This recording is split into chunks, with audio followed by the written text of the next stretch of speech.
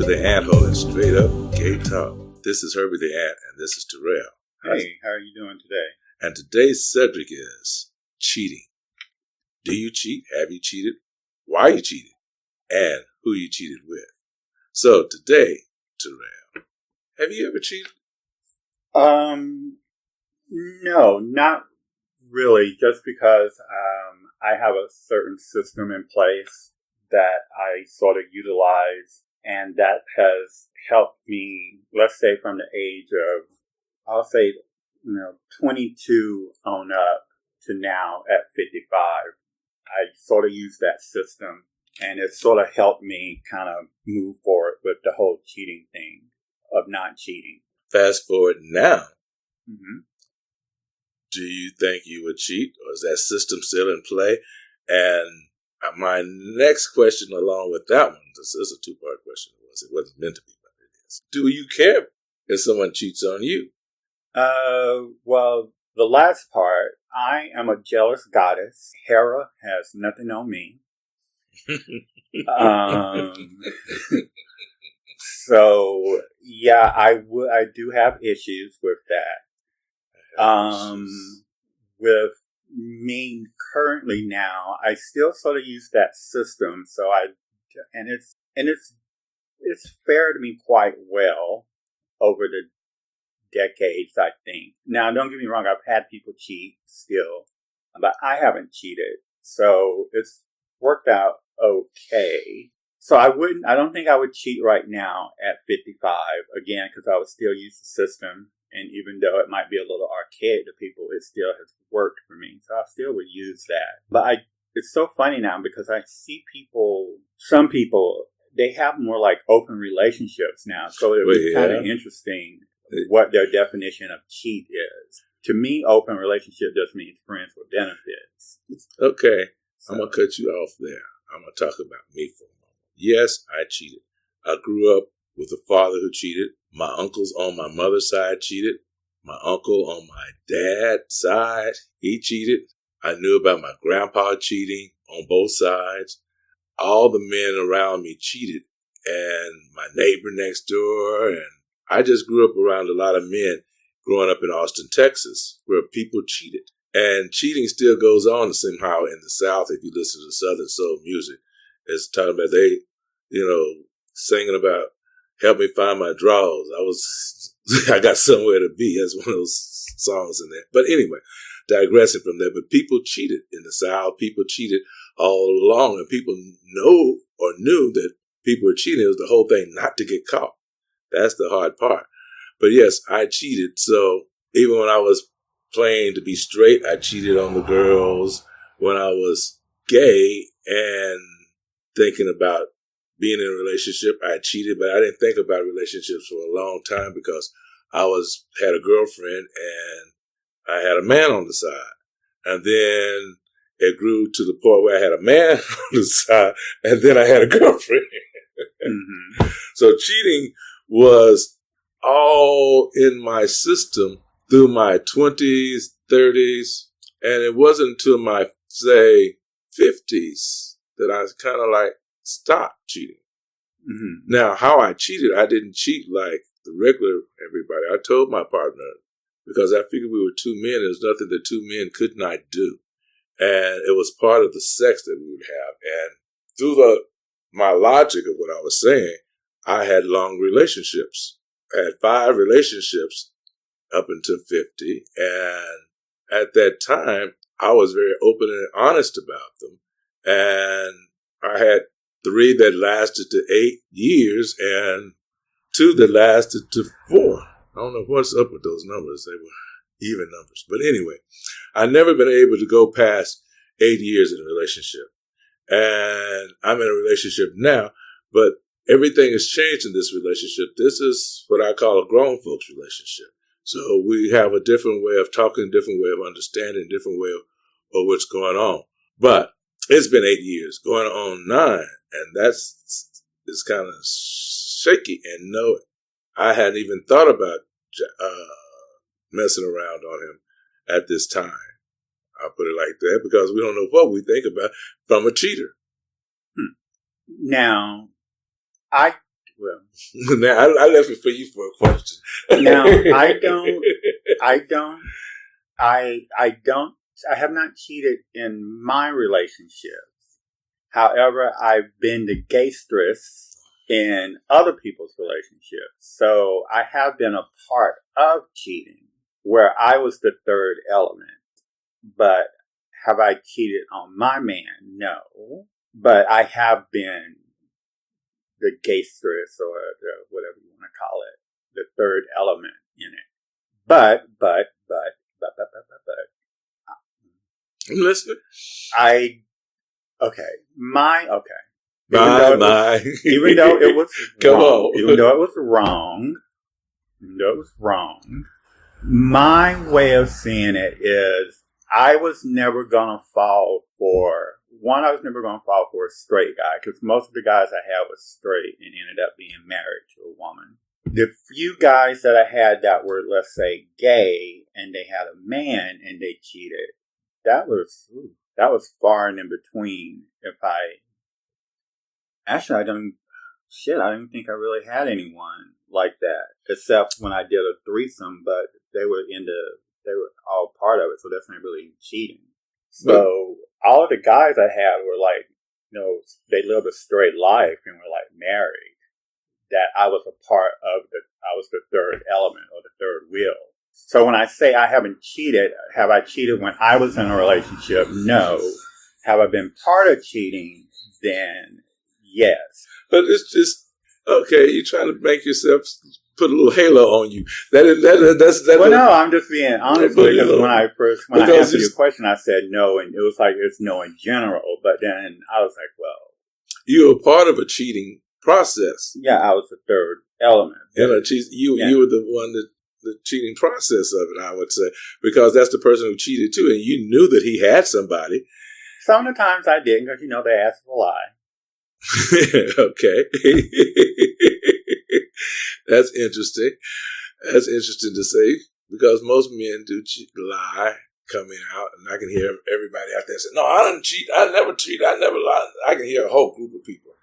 Now, to my credit, I didn't ask them, but I don't know how many people say, are you married? But I got a question, but it doesn't come out in a gay relationship or a gay meeting too much unless you get into a part, because it's like sometimes that was the ultimate goal that I would hear about. Yeah, I got a married man, but didn't tell nobody about it.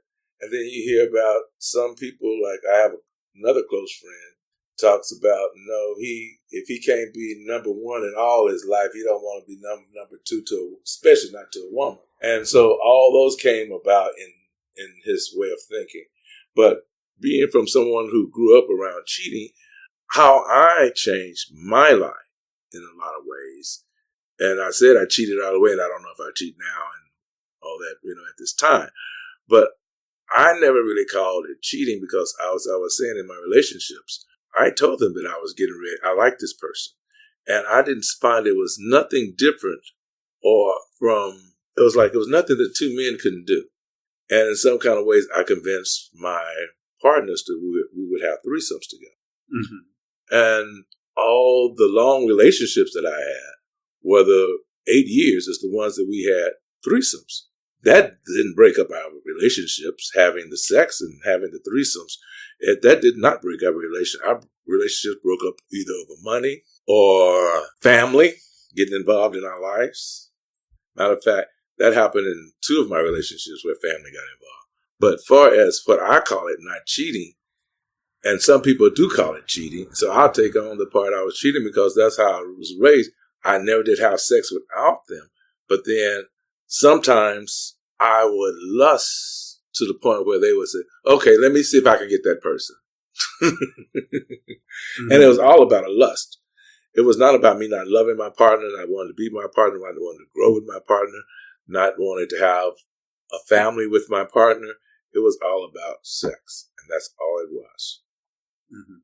Now that I've gotten older, I say at this time, no, I don't think I'll ever cheat on this person, because first of all, my sexual drive is not like it was in my earlier days. And I prefer comfort.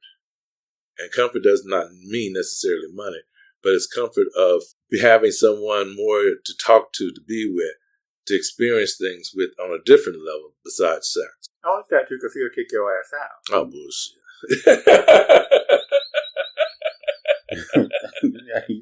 You said straight up, gay talk. You better be honest. He's going to kick your motherfucking ass out.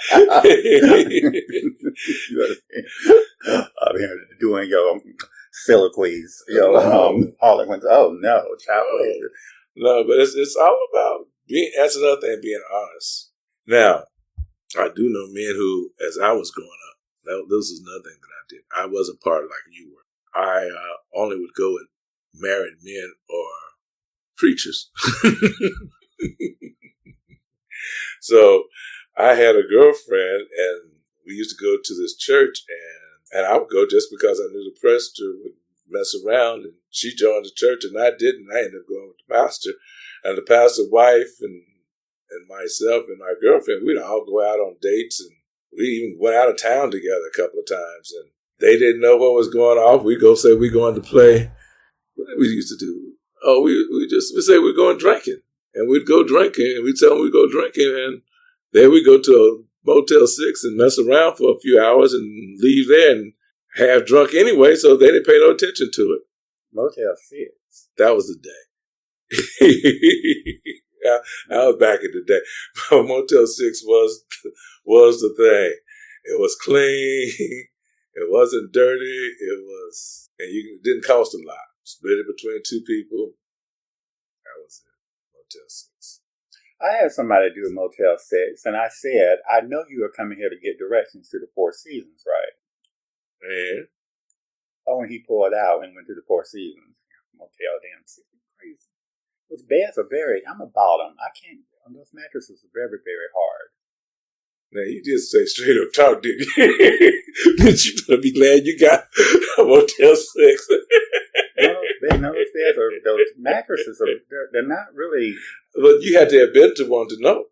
I mean, like I said, part of my life I was homeless. I mean, hell, I might be a little bougie, but I was a bougie person living on the train tracks, before. So I've been on Motel 6. I've been in Skid Row, the Cecil Hotel.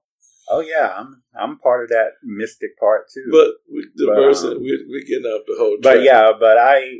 Of cheating. But we had to go to Four Seasons or the Regency. Now, explain why you would do that.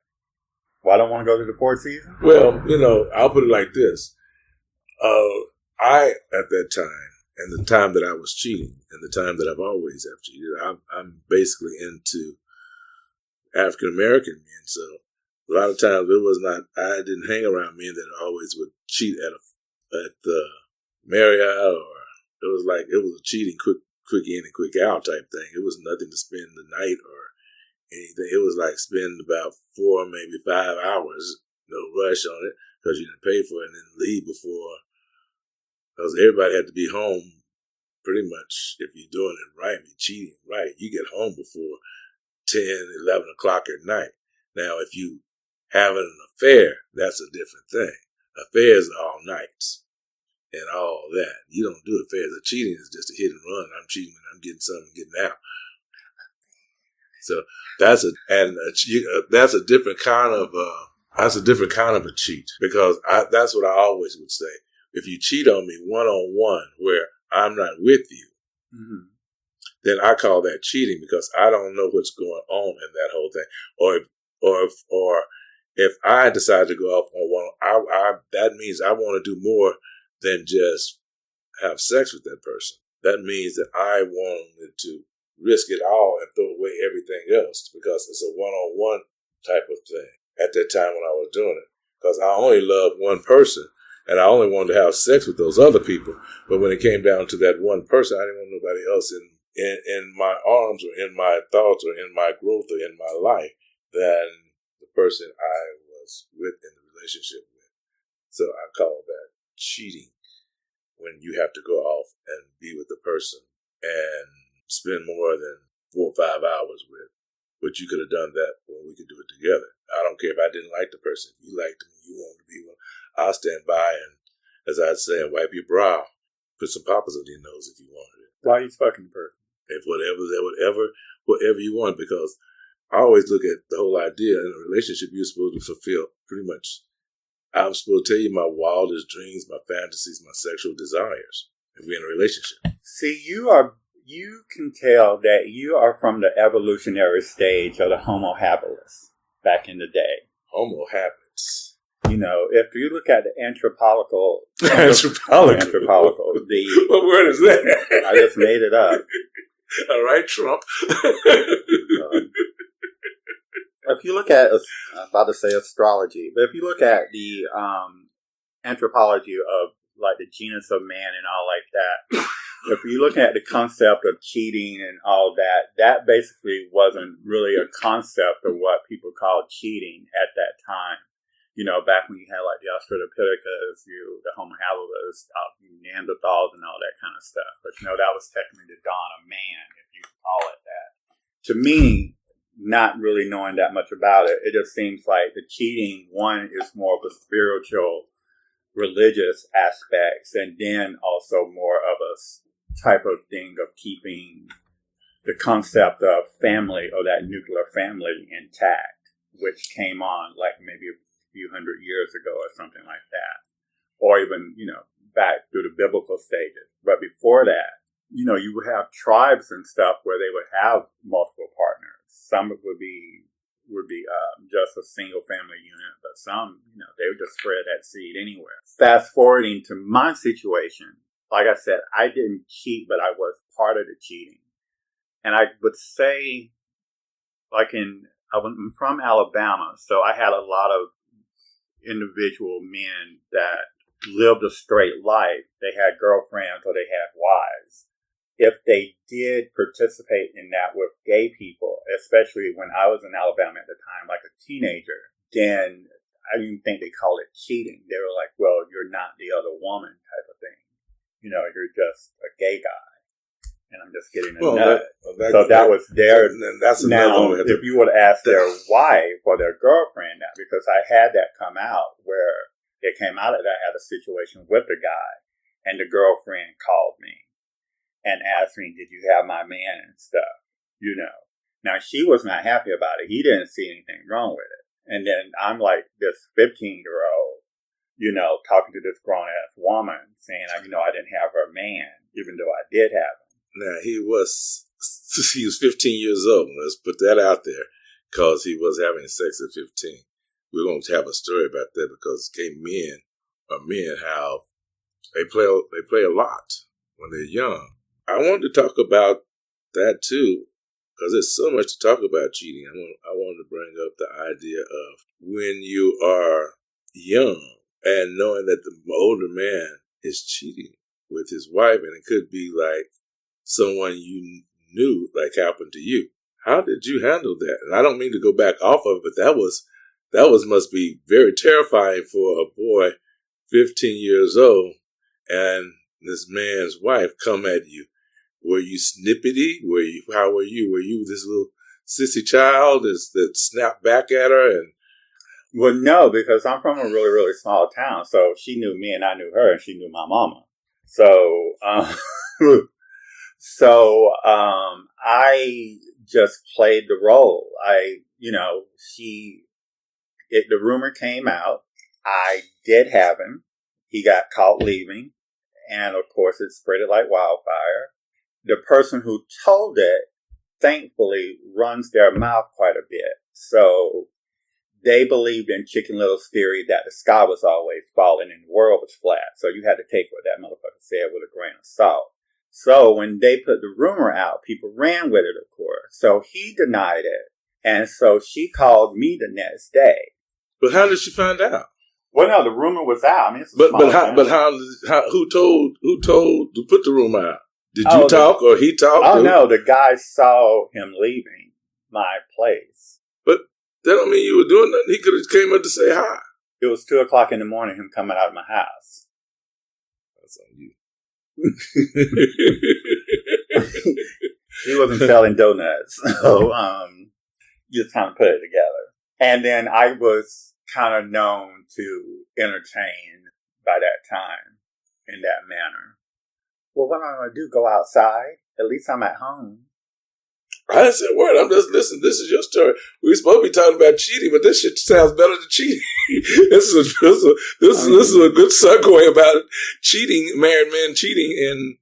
But yeah, so he denied it, and then I just I'm 15, so I just went back to school, and he was, I mean, if anything, it made my profile bigger, because he was a popular guy, he was a good-looking guy, he was a really fine guy. But did your parents know? Oh, no. They didn't hear the rumor? No, they kept it, we always kept it from him. How could it be a rumor and the gossip never to get to your parents being in a small town? And your parents could not hear the gossip, or they heard the gossip and didn't talk about the gossip? Because by that time, when I was 15, I was a little devilish thing. And I threatened people's lives. I said, if my parents find out about this, I'm going to have to take care of you. Because I was spoiled rotten. I was like, my parents spoiled me rotten. Wow, that sounds like you. So you threatened we people. lived in the Heights. It was a black area. But yeah, it just never got back to him. And then plus, my parents were really, really homophobic. And the guys that I was having, they just never did think that they would do anything because they were fine, or they were married, or they were good looking, or they had muscles, or they had a girlfriend. So they would never think that I would have it. You say, no, you never cheated, but you was the accomplice. Yeah, I already said I was the third wheel. Yeah, just saying, you have no problem being with someone who had someone else. Some people have a problem with that. But no, that's getting back into something that I want to talk about. Married men, a lot of times didn't think it was like cheating if it was with a man. That's what happened in my hometown. And now, actually, when I think I told, I think it's on another segment, we was talking about who I am and how I came out to be. I talked about coming out to, and my person was, the first person I actually went to bed with was a married man. Mm-hmm. And then move a little bit farther, when I went to New York, had moved to New York in end of 82, beginning of 83. I was not looking for no relationships, but the men that were hitting me up at that time was straight men. And they'd always want to take me to the bar. Not to the gay bar, but to a straight bar. We could sit up there and talk and get drunk and walk out because they were undercover. Mm-hmm. And then sometimes I'd have to sneak away to go to trick them when they're drunk, and let's go to I forgot the name of this bar we used to go to. But anyway, he would always want to go to this other place. And it was like it was a mixture of things. But it was all about the married men liked me because I didn't act gay, but I was gay. Mm-hmm. And that was interesting at that time. And plus, I was country a little bit and all I saw was Big Apple coming from Austin, Texas. Mm-hmm. Big what? Huh? Big what? Big Apples. Big Apple. When the hell is that? The Big Apple, New York. They call it the Big Apple. Oh. I thought it was something sexual. No, I'm just saying being in the Big Apple, and I was country, but yet I was masculine and gay. And I didn't and I wasn't involved because I didn't know until the second time I moved there and moved to New York. And I only stayed there for 6 months. I said I moved, but it was 6 months because I could never make it to New York. But anyway, to say, when I moved to Bronx the first time and Brooklyn the second time, and it was interesting because I was there with a boyfriend. Mm-hmm. I guess you could say. Again, that's where I learned about not cheating. He was interesting. He was a male prostitute in New York in the 80s. Mm-hmm. And he found me exciting, and he took me around and showed me all around and babied me for 6 months. Yeah. But it was like, you would say, an open relationship. But he loved me, but his whole thing was, how he made his money was having sex. Yeah. He had to go to jail, and I didn't know how to really be on my own there in those 6 months there. And so I ended up going back to Texas for another 6 months.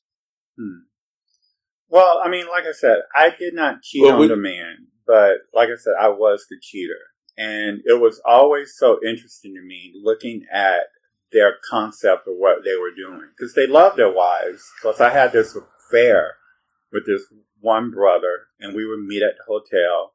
And I remember I had told him that, I reminded him that it was his anniversary and he needed to get something for his wife. So we walked across the street from Rodeo Drive and went to Tiffany's to get him something. And I picked out the thing for him.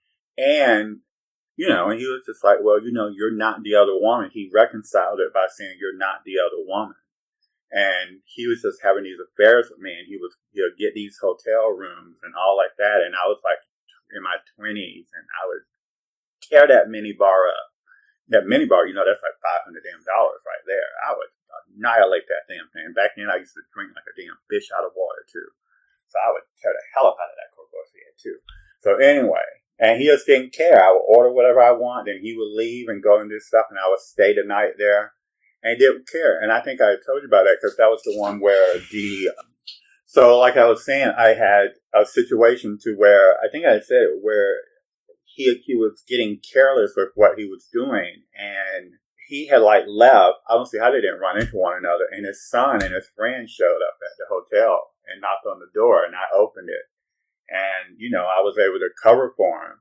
And then, I waited, left, went to a payphone, dating ourselves, and called him and said, "Look, dude, your kid was just here looking for you. I covered for you, but you need to be a little more careful." And he didn't really care. He didn't really give a rat's ass. I said, well, do you want to not meet for a month or so? He's like, no, I'll be there next week.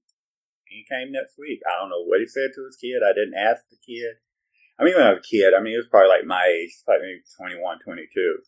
But he didn't care. So it's always been interesting to me. And my concept, even though it's still cheating, is that I've never fallen for a guy that I was having that I found out was cheating on his wife or his girlfriend. I just won't fall for that individual. So like I was saying with that guy, he just didn't really care. And it's just so interesting. I've met a lot of those guys that either they didn't tell you they were gay at first or they get very careless. They'll say, well, call me. And I had another guy call me, and I called him, and his son picked up the phone. And then when the son was talking, I recognized it didn't sound, it was a similar voice, but it was different. And then he gets on the phone, and he's just exasperated because he's almost caught. And I was like, well, why did you give me your phone number or whatever? I was like, it amazes me how comfortable they get when they have so much crap that they can lose. It's just so funny the power of sex, because not getting too deep into it, when I was younger, I had an affair with... Well...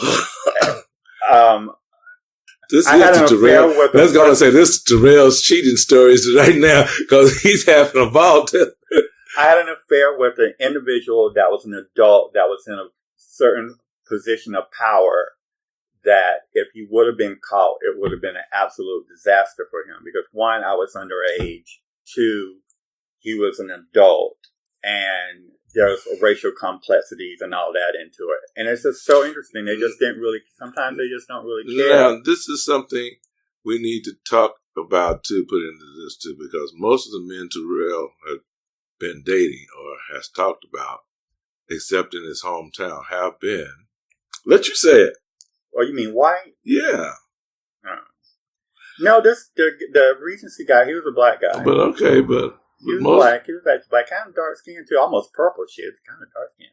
But just say that you date out of your race, where I was not one to actually date out of my race. So, not to say my stories have not been elaborate, but I noticed that they have been more. My life has been festive at the time when I was growing up, when I did date out of my race. It was interesting. Yeah, even the Latinos I've had, they, the same thing. They live they really live a straight life, children and all, and they are just. I can't say that. They really. I don't know. It's so interesting because like I said, when I was younger, I was homeless. So what I would do is I would go to a bathhouse and I would stand out in front of the bathhouse, and these married men would come and they would get a room and they just wanted to have sex because they said they got to get back to their wife. And then I would have the room for like 10 hours after they're done. And they were so sex starved that they basically popped a nut in like 3 minutes. And that's just part of what a lot of people did when they were like young and kind of like homeless, if they didn't want to like, do other things. And since I was already kind of sexually active, I was like, oh, well, okay, I'll do it anyway. So like I said, again, I didn't cheat, but I have always been a third wheel in it. So in the beginning, it sounds like, oh, he's just a little Pollyanna. I was like, no, I'm not, but I have been the third wheel.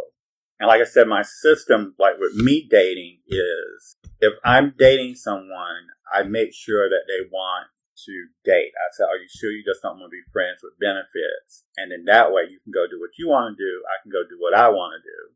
And we'll still remain friends. But we can still hang out and do all that stuff. But I'm looking back at my relationship, I've never dated any of them. I never said, let's go out to eat, let's go meet.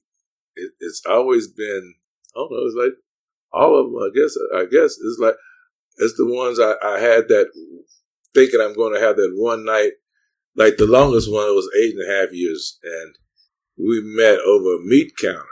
It was like in the aisle getting ready to buy some meat, and I said, and not really knowing, and he was across from me, I was perfect pickup line if someone had used it. I said, I don't know what I want to eat tonight, as I was trying to figure out if I was going to have ground beef or steak, as I was looking at the meat. And he says, me.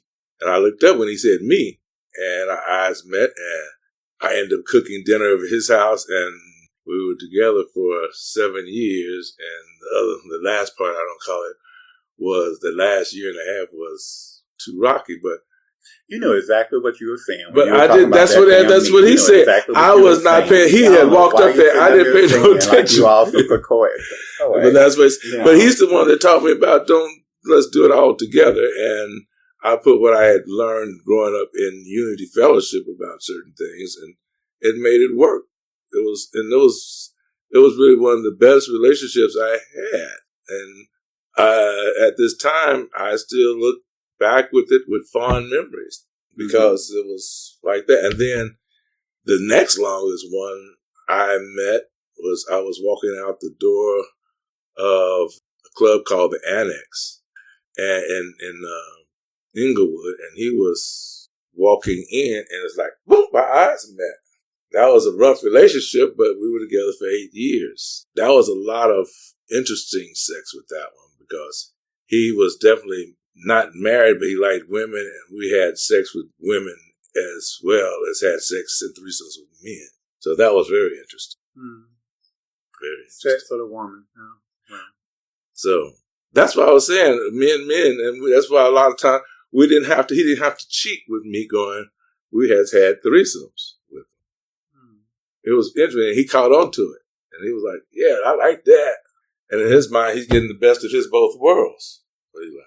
But see, I've always had this thing where I just cannot fall for a guy that's straight or bi or live a straight life. It's just a never-ending battle. It was interesting. I just never did that. See, like I said, I'm just a jealous guy. I'm just such a jealous. And when I'm one of these people too, I'm sorry. It's like when I get into a relationship, I don't really go to the gay clubs, the gay bars. I learned a long time ago, sissies are messy. So what helped me with my relationships, another thing that I believe, not that I didn't frequent them. That was the time I was there every night, but with the frequency of going to bars and stuff when I'm in a relationship, or maybe like once a month, or not even at all. Like I just throw the gay life out of my life, except for the people that I know. And the one that I said that the 8.5 years, he was the one with me when I started the AntHole. I don't know, relationships are just kind of difficult. Because like I said, so many people will be in your backyard and they would take your man like pebbles, and they say, honey, then salt and pepper. And that's why it was that's what's so strange, because the person that I was with at that time, is like, he was all for it. We would put up flyers and go out together and do that because we looked at it at that time. It was like partly to make money and let's have some fun. And it's basically making money. So he'd be at the door. I'll be monitoring, walking around the parties and stuff like that. And that was fun at that time. And what's so funny about it, too, we never take anyone home after that. Mm-hmm. We would always go home and talk about it, and then we'd have mad sex because we were tired the next day and have mad sex. Now, maybe we have talked to someone down the line at the party, and maybe 3 or 4 days or 5 days, we did call them and we'd have sex like that. Yeah. So, wow. So one of the things I want to sort of say about it, because with the concept of the cheating, I don't want to say it lightly. It just seems like I'm sort of talking about it in a light, humorous way, which some of it is funny, but I do get at the same time, there's a danger to it. Big danger. There's a thing called AIDS. You know, you get people's emotions into it. You get people's finances into it. There's kids that can be involved. I mean, not in the sexual act, but them, you know, what they go through. So I don't want to make cheating light now is of it. interesting. Is cheating now? Why would you cheat now at an age in your later days when it's so hard to have or find someone to be with? And you're always talking about that you want somebody, but why would you cheat? It should be what you would say an open relationship, or they could call it I can do it open, but it's just we're just friends with benefits. I would never call him my boyfriend or my partner. I just wouldn't call him that. I mean, that's my definition of it. Like I said, people are doing it. It's fine. I mean, I don't have an issue with it. You know, whatever rocks your boat. You know, but for me, I just wouldn't be able to. I know you don't say you wouldn't. I'm almost 100% sure I just would not be able to do that. I just wouldn't be able to do it. We'll just be friends with benefits. And it's like, you go and do what you want to do. I do what I want to do. Even if I don't even live with them. You know, I'll be like, I'm not even going to live with you, you know, just because, you know, you might fall in love with that other person and then I'm stuck. If I had a friend who had all her damn shit thrown out in the damn yard in Beverly Hills, we passing by, I said, girl, that looks just like your damn stripper robe. And that looks like your so-and-so. And your cat, I'm like, oh, girl, it is. Motherfucker threw her shit out. Oh, no. So, I just don't think it. I always sort of said I came in through the back door of LA, so I can't really say that. But with the concept of cheating, I get there's emotions involved, and I don't want to make light of it for people who have went through that. Because like I said, a lot of women do go through that. And they I'm not worried about no woman. I'm worried about a man. Well, I do. I feel. Don't you really? I never worried about a woman because what I do for a man is different from what I do with a woman does for a man. And especially when I learned to start having the reasons what I did that, I understood the reasons why I could be with a man and he could be with a woman, and two different things and two different minds, emotions, and and when you blend them all together, even in a threesome, you can tell the difference in all of that. Because you just seem like you're just using the woman for a beard, and it's like you're wasting their life. I mean, what you mean wasting their life? Shit. It's just kind of sad because they're with a man they getting what they want. They getting what they want. I mean, they got the kids in their house. That's basically a lot of women. Oddly enough, there are women do like sex. I'll be honest with you, they do like sex, but then a lot of times when a woman marries a gay man, she kind of knows he's gay from the very beginning. So her sex way of thinking about sex with a man is different. So that's what I've come to learn and come to know. So no, I have never worried about a woman and me having sex with her husband or having a threesome where I'm with a man and a woman. And so it's just interesting. It's just interesting to have those dynamics and seeing him free in every which way that whatever you have sex with her. Yeah. And it brought us back into a greater. I mean, I actually loved that man, as they would say, dirty draws at that time, because he was that open, and we had that kind of fun and all that. And plus, it was wow, and I knew that he was coming home with me, not going home with her, and because that brought another ego kind of thing too. We dropped her off at home, and he's going home with me. That was an ego thing, ego of mine. So it was a lot of things that went on with that. Yeah. Yeah, but like I said, I'm just sort of like a little jealous goddess, so I just don't think I could do So it. on that note, jealous goddess, we're going to bake part 2 of this, cheating. So tonight, we're going to say goodbye until part 2. This is Herbie the Ant. And this is Terrell. And also, watch the documentary I Was Born This Way. I think it might be nominated for Oscars this year. We're not a part of it, but we have seen this, and it is such a great documentary that we feel that you all should be aware of this and see it. So tell everybody about it. Goodbye. Bye.